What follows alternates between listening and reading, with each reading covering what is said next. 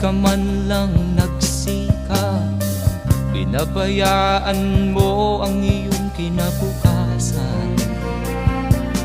Ba't ka ganyan?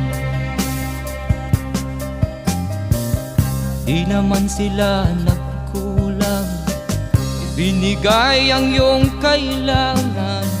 Bakit bumagsak ka sa kalokohan? Nagpabaya ka,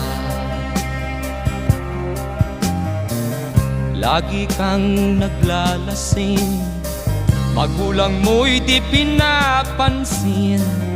Nais lang naman nila'y sa iyong kabutihan.